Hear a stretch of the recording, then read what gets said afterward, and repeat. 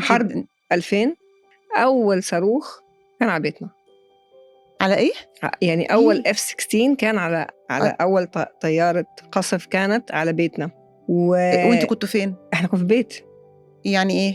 يعني لا يعني حصلت انقصف إزاي؟ البيت وإحنا جوه، وبعدين كل يوم تخيلي إنه أنتي الطيران هو في حاجة اللي هي مثل الدرون.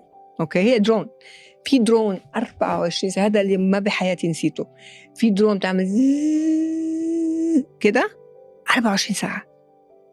24 ساعة في طيران إسرائيلي بيقصف كل شبر في غزة وبمنع. يعني فجأة بقيتي مش قادرة تتحركي من البيت، مش قادرة تطلعي تجيبي حليب أطفال، قصص كده.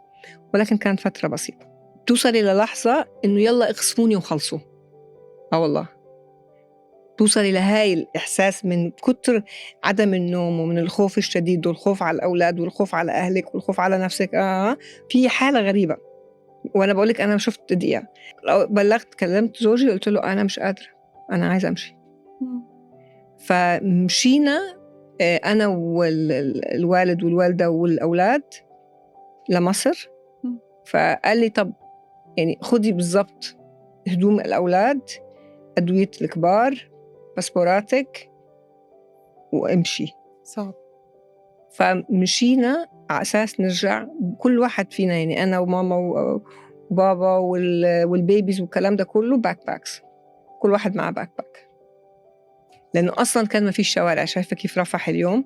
يعني إحنا طلعنا ما فيش العربيات، ما في أرض تمشي عليها.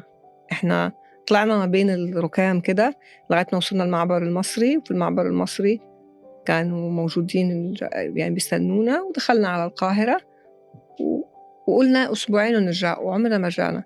وفضلوا لغاية الحرب دي فضلت هدوم أولادي وحاجتنا وبيتي وكل شيء موجود من ساعتها لغاية هاي الحرب. وفي الحرب دي راح ما عادش شيء. البلد كلها راحت يعني.